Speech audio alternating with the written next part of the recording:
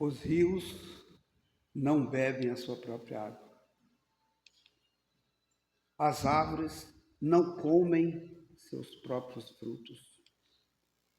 O sol não brilha para si mesmo.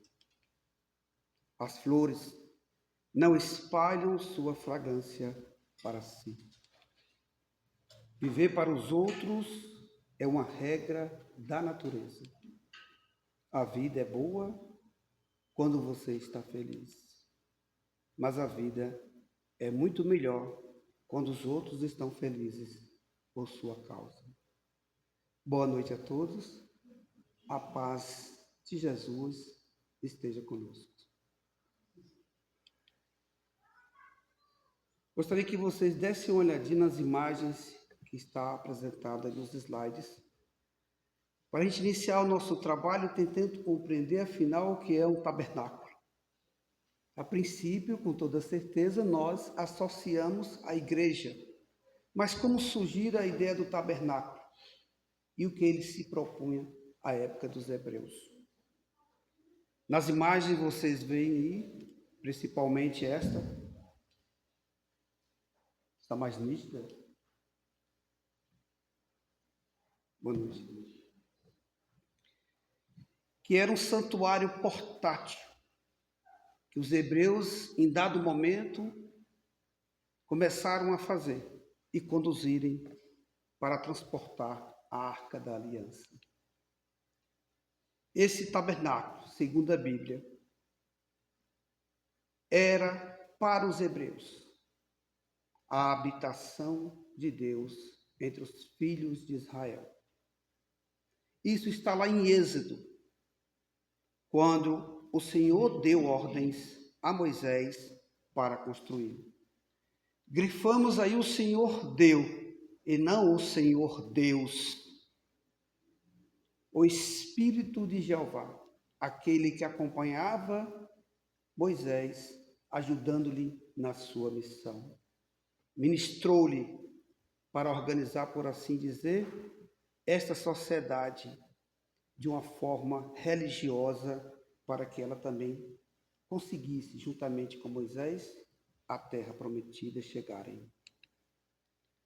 O Templo de Salomão, depois desse tabernáculo portátil, finalmente fora soerguido na data de 480 anos após o povo de Israel ter deixado o Egito.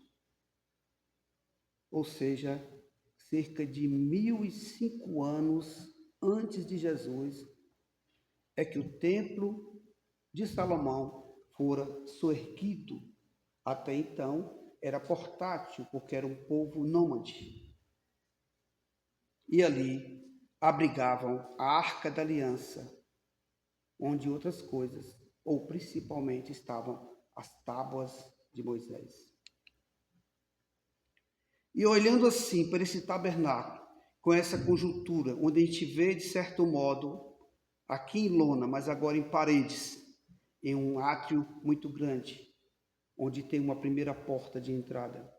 E depois uma outra porta onde tinha mais um outro serviço a ser prestado e uma terceira porta.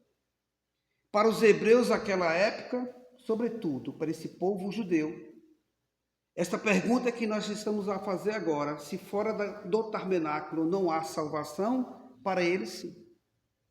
É no tabernáculo que a salvação se encontrava. Era preciso ali prestar cerimoniosamente, religiosamente, seus tributos, seus sacrifícios, ou ali se refazer. Então, nesse sentido, fora do tabernáculo é que não havia salvação. Para eles era dentro do tabernáculo.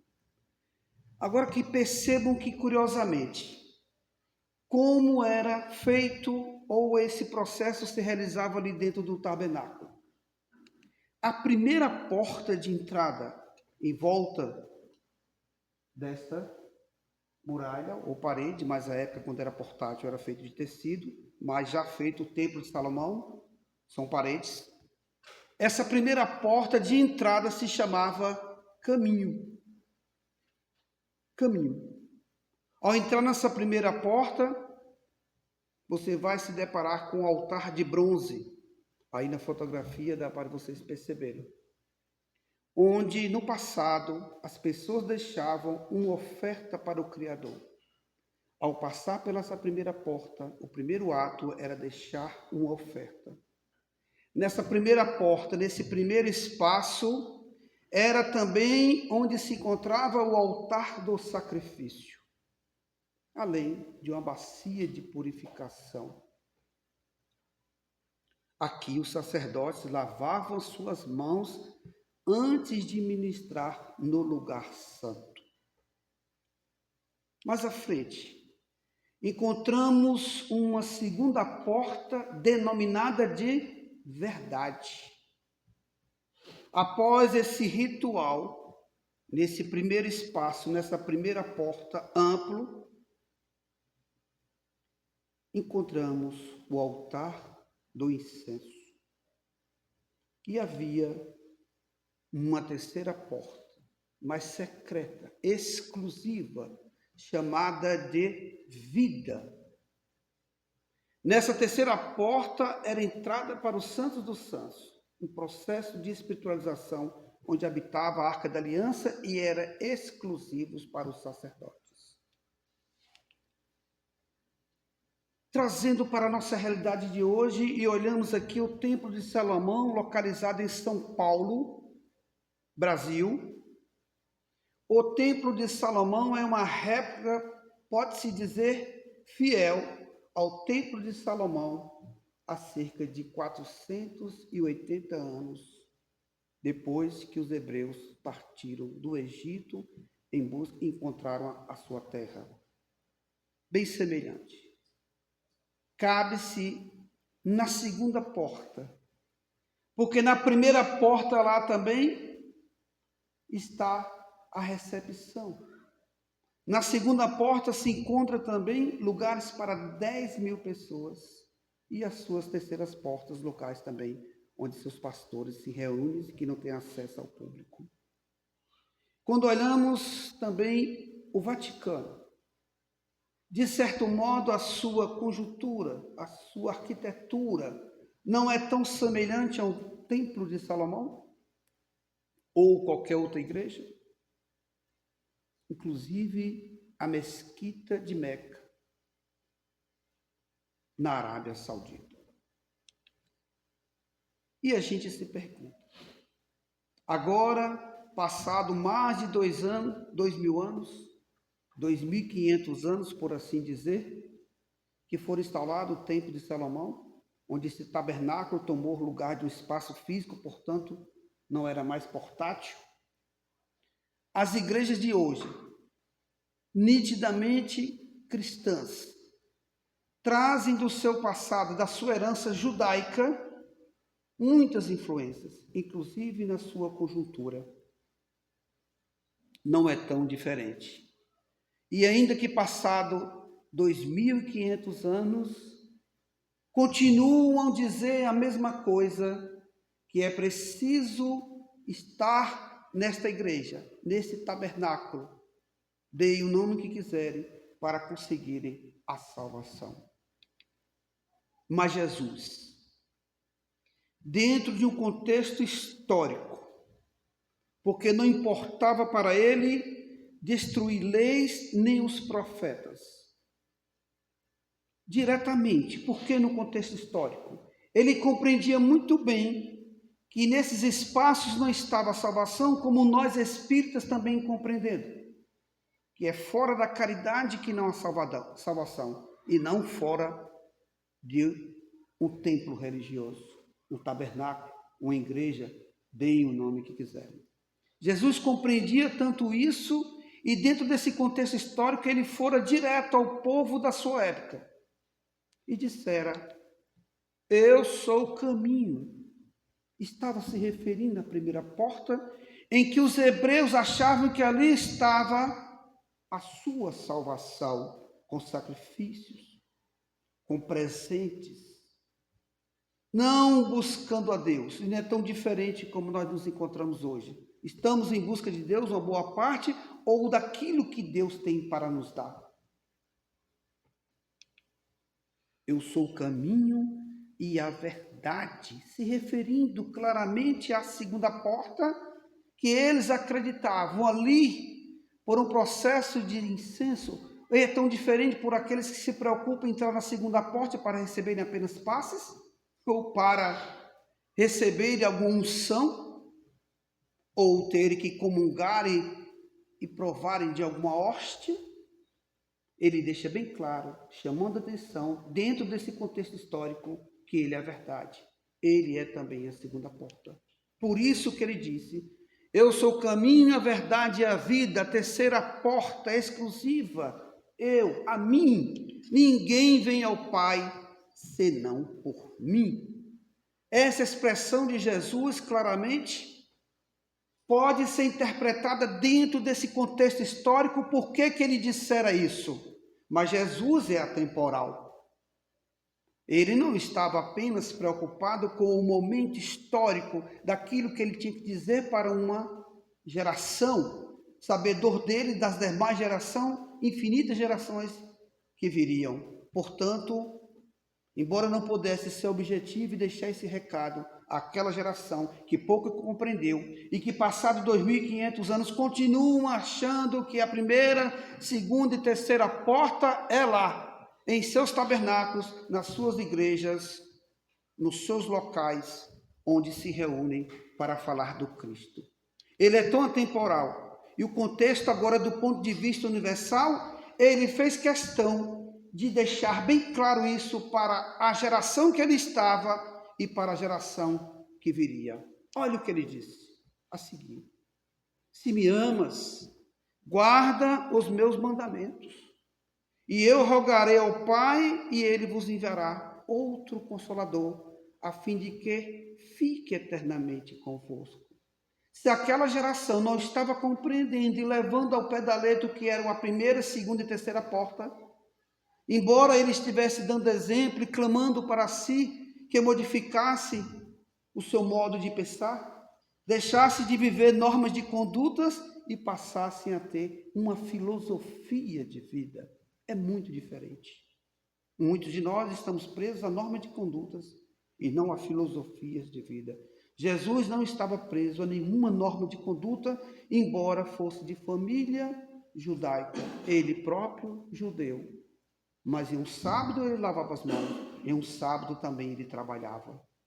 Portanto, ele não estava preso às convenções, às normas de conduta, estava chamando a atenção para as filosofias de vida. E ele percebera que isso era tanta verdade, que ele não conseguiria grandes avanços, nem a próxima geração poderia conseguir tantos avanços, que ele disse, eu vos enviarei o Consolador. Para melhor esclarecer tudo isso que eu vos estou dizendo, eu sou a porta. Até que a chave apareceu para abrir essa porta e nos ajudar a compreender melhor. Através de Kardec, o Consolador prometido vem ao mundo no sentido de nos ajudar, nos esclarecer. E diz ainda mais Jesus, o Espírito de verdade, que o mundo não pode receber porque não vê, absolutamente não o conhece. Não personifiquemos do ponto de vista o Espírito de verdade, persona, a verdade. Ele não disse, eu sou a porta, eu sou o caminho, eu sou a verdade, eu sou a vida. Mas quanto a vós, olha ele se dirigindo àqueles que estavam lhe ouvindo, seus apóstolos. Conhecê-lo-eis, porque ficará convosco e estará em vós. Porém, o Consolador, que é o Espírito Santo, que meu Pai enviará em meu nome, vos ensinará todas as coisas e vos fará recordar tudo o que eu tenha dito. Jesus é o caminho, a verdade e a vida. E nos promete que em tempo certo isso será melhor esclarecido. O Consolador prometido, que em 1857 o mundo de fato venha tomar conhecimento, pelo menos do ponto de vista oficial, com a publicação no dia 18 de abril de 1857, deu o Livro dos Espíritos pela primeira vez. Jesus veio então para cumprir. Ele não estava derrogando as leis, nem os profetas. Cumprir e dar o seu significado completo. E agora a sua aplicação perfeita através do Espiritismo. Este trabalho de O Consolador Prometido se encontra lá no capítulo 6 do Evangelho segundo o Espiritismo, intitulado O Cristo Consolador. E o próprio Kardec traz a sua versão de tudo isso que estamos acabando de entender, ou de pelo menos procurar entender. Quando ele diz, abre aspas, se, portanto, o Espírito de verdade tinha de vir mais tarde ensinar todas as coisas, é que o Cristo não dissera tudo. Ainda que ele tivesse a falar, explicando que ele era o caminho, a verdade e a vida, comparando com aquilo que as pessoas estavam costumamente vivenciando e levando ao pé da letra, chamando atenção para algo mais, ele não poderia adiantar.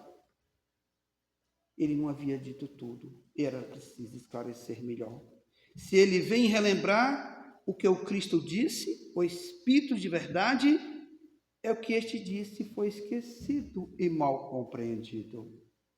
Mal compreendido à época, e apenas estamos trazendo um exemplo de distorção da realidade do que o Cristo trouxera. Se formos levar ao pé da letra, passaríamos a noite aqui a discutir as distorções causadas em cima do Evangelho, as más interpretações hoje do verdadeiro sentido do que o Cristo trouxe há 2000 anos. Esse é um deles, levado ainda, por incrível que pareça, ao pé da letra, pela maioria das denominações religiosas cristãs, na realidade, de influência judaica.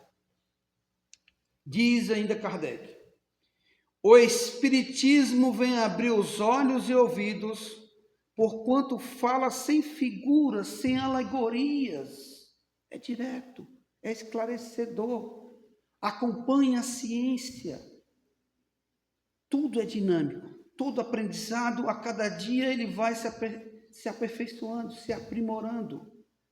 Levanta o véu intencionalmente lançado sobre certos mistérios, daquilo que não se compreendia e muitas vezes tido como milagres.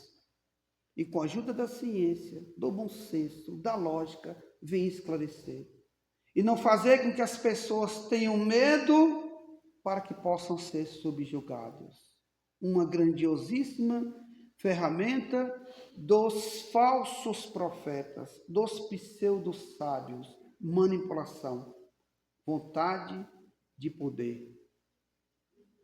E impor medo é um recurso que mantém as pessoas escravas da razão.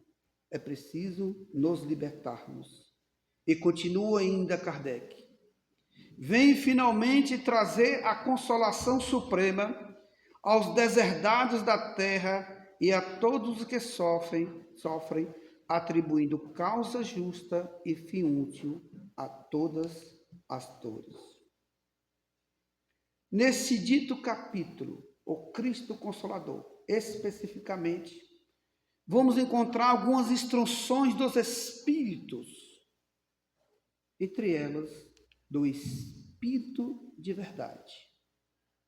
Uma dessas publicações foi colhida em Paris, na data de 1860, e Kardec a publicara no Evangelho segundo o Espiritismo, nesse referido capítulo.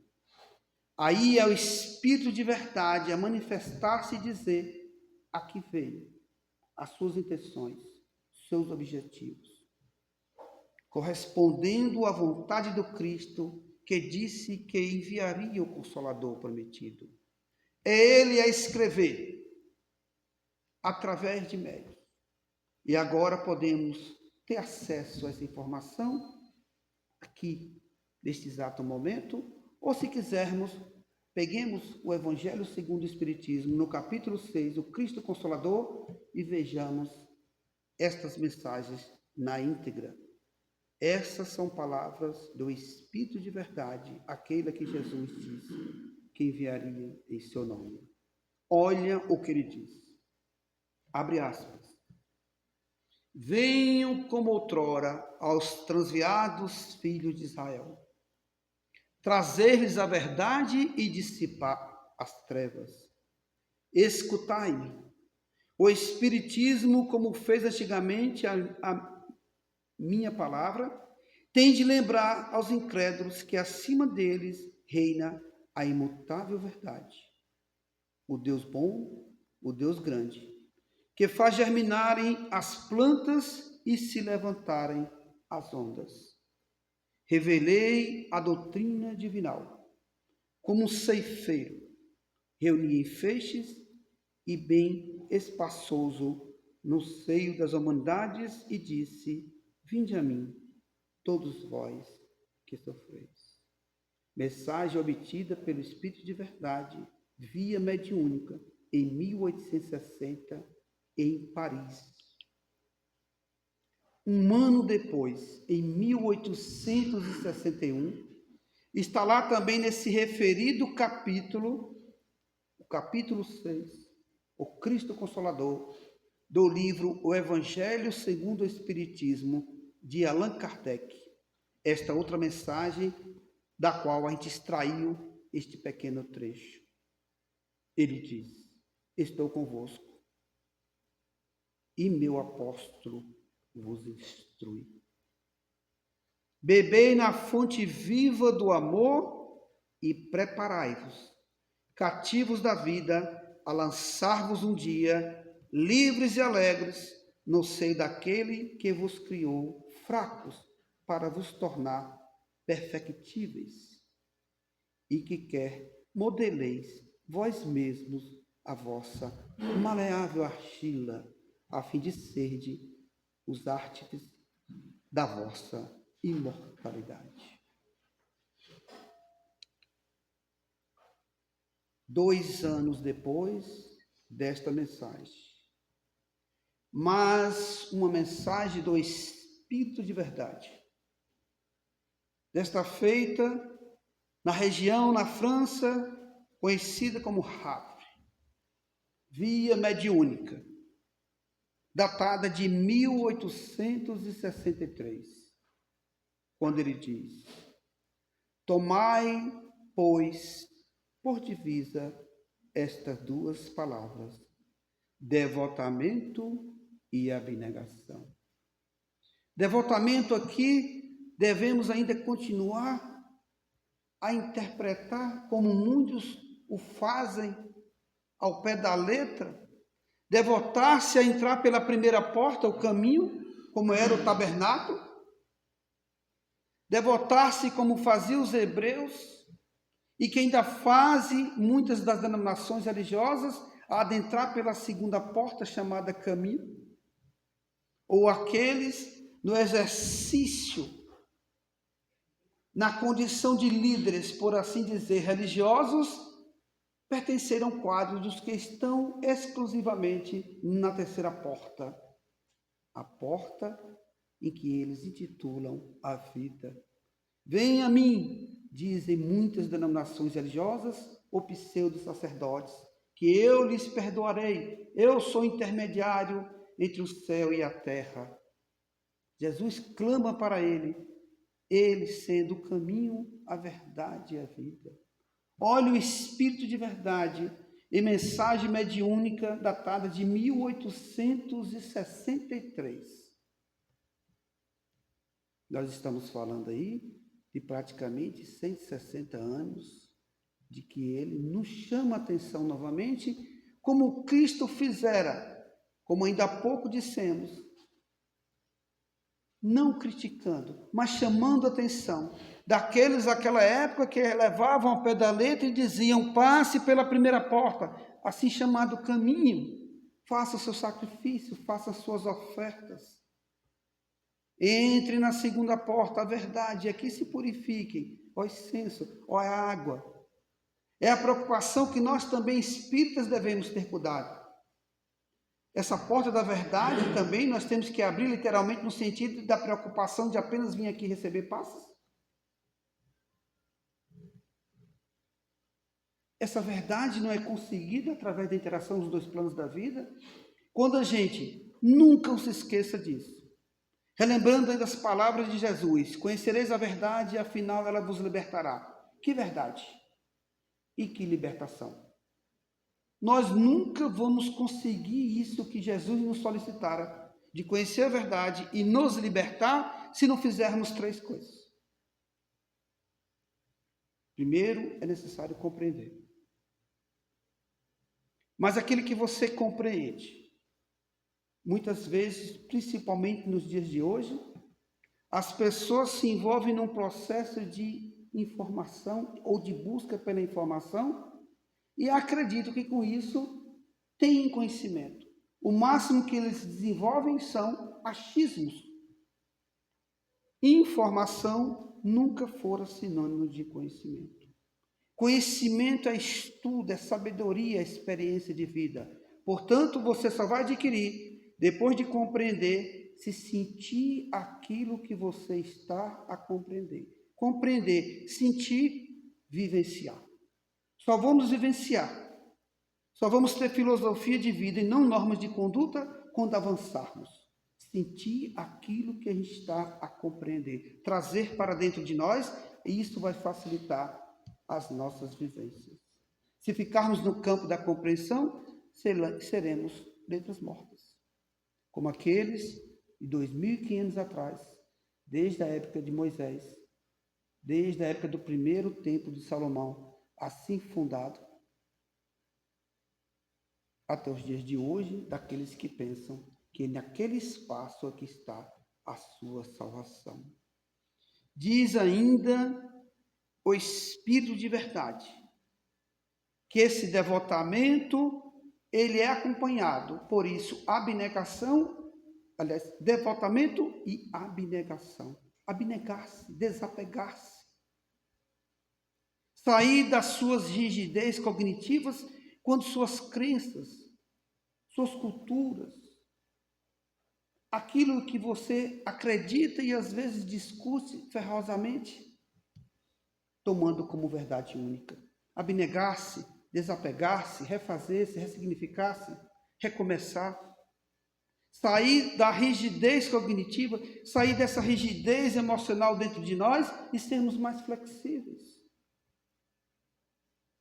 E ainda diz, se fizestes isto, sereis fortes.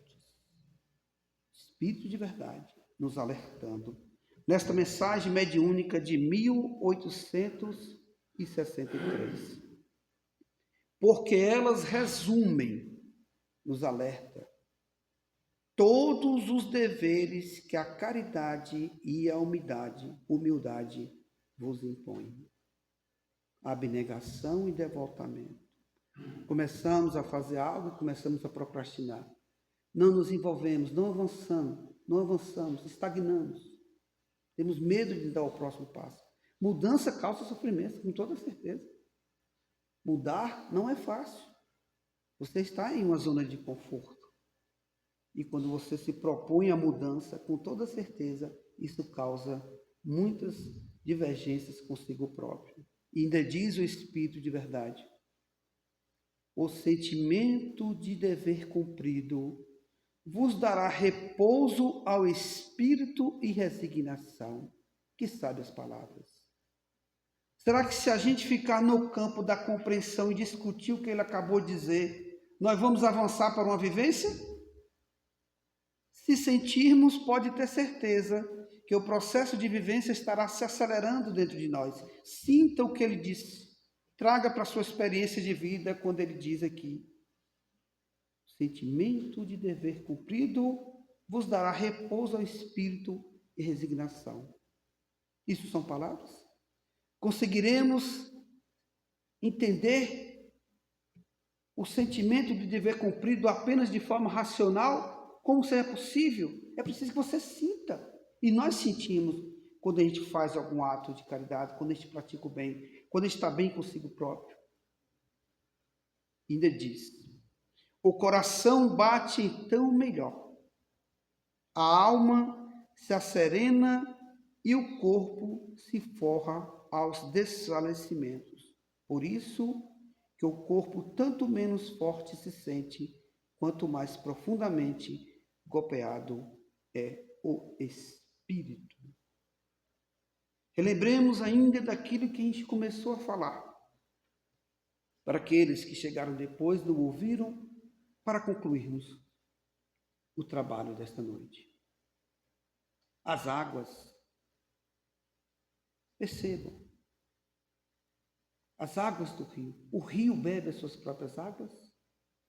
Ou ele alimenta floresta, alimenta seres humanos? É a nossa vida, do ponto de vista da matéria, para nos mantermos nessa matéria. Então, os rios não bebem da própria água. Se elas alimentam as árvores, olhemos para as árvores. Elas não se alimentam dos próprios frutos, embora está sendo alimentada pela água que não se alimenta dela própria. E os frutos, nesse processo de decomposição, tornam o solo mais fértil, com toda certeza que onde há regiões que tenham árvores, que tenham frutos, com toda certeza é um solo fértil. E o que ela alimenta? Alimenta, por exemplo, os animais, alimentam as flores, a lhes dar vida. Portanto, esses frutos não alimentam a si próprios, também servem para alimentar aos outros. As flores, alimentadas pelos frutos, que foram alimentadas pela água. Essas flores exalam perfume, mas elas próprias não servem para si mesmo as suas fragrâncias. Essas fragrâncias se dissipam no ar e ajudam a ele ficar mais límpido, puro. E o sol? E o que dizer do sol? A sua luz é para si próprio? Ai de nós se não fosse também o sol. Não existiria vida aqui nesse planeta. A conclusão que a gente chega é que essa regra da vida nós poucos percebemos, ou nos damos conta muito pouco, que tudo é para servir aos outros. Não há nada que não fora feito para não servir aos outros, sobretudo nós. Portanto, aprendamos essas regras de ouro, que estamos aqui para servir como Cristo assim se colocou. Por isso, ele via Consolador, ele está presente conosco, continuando a nos servir, dando o próprio exemplo de uma regra de vida de ouro, uma regra divina. Sejamos felizes servindo. Vivamos felizes, sejamos felizes, mas principalmente, sejamos felizes sabendo que tem pessoas felizes conosco, porque nós estamos buscando nos melhorarmos enquanto pessoas, enquanto seres humanos. Servir, servir e servir. Fora da caridade é que não há salvação, não fora dos templos, dos tabernáculos, das igrejas. Não há salvação dentro de normas de conduta. Há salvação em filosofias de vida, respeitando esse processo de servir. Mas poucos no mundo de fato compreenderam isso e sentiram profundamente isso ao ponto de vivenciar. Evidentemente que nós estamos dentro desse processo, há muitas mudanças dentro de nós, onde a gente compreende isso, estamos vivenciando porque a gente já começa a sentir, mas alguns já, mesmo aqui entre nós, de certo modo, podem servir de exemplo para o que nós estamos a falar. Irmã Dulce, aquela que buscava servir o tempo todo. Dormir 1 hora numa cadeira de balanço na madrugada porque apenas um pulmão funcionava. Frágil, rouca. E mesmo naquele processo dela já idosa, desce a ladeira do Pelourinho, como certa feita o fez, e consta na sua biografia, estende a sua mão direita para alguém que passava com voz rouca, enfraquecida, vistas baixas, a voz quase a não sair, e dizer, pelo amor de Deus, uma esmola para os que necessitam. Olha a ordem da vida, estamos aqui para servir. Para os que necessitam, não é para ela. Não é aqueles que estão preocupados nos seus tabernáculos, nas suas igrejas, de fazer dali instrumento de poder. Não é para si, é para os outros. E nessa passagem que se encontra no filme de Irmã Dulce, poucos de nós vão conseguir deixar de verter uma lágrima. Porque quando ela estende a mão e diz exatamente isso, um homem cospe. Ela não se ofende. Ela já passou da fase da compreensão, ela sente, ela vivencia tanto que ela humildemente recolhe e diz, isso é para mim. É como se ela dissesse, em muitas palavras, ou em diversas frases, a explicar, a entender o processo do outro, a se incomodar com a sua transformação. Não tem problema, talvez esteja te incomodar, que eu esteja assim a pedir pelo outro. E ela volta com sua mão esquerda e estende e diz, e para os pobres, o que você tem? É tão diferente de Francisco de Assis. Jovem como qualquer um de nós, que chegar à fase adulta, muitas vezes pela ilusão, desviara-se, praticava orgias, ia para festas, bebia. Não havia uma preocupação com a sua transformação, mas essa semente estava dentro dele. E no momento certo, depois de um adoecimento, Francisco de Assis, filho de homem de condições daquela época, entra num processo de autodescobrimento, depois de se perceber que tudo aquilo não tinha sentido. E ele rasga as suas roupas ao ponto da multidão ali presenciar esse fato e dizer, o filho de fulano de tal enlouquecera. Naquele momento ele assume a vivência, porque ele sentira. Portanto, as águas do rio, nunca se esqueçamos disso, não bebem as suas próprias águas. As árvores não comem seus frutos.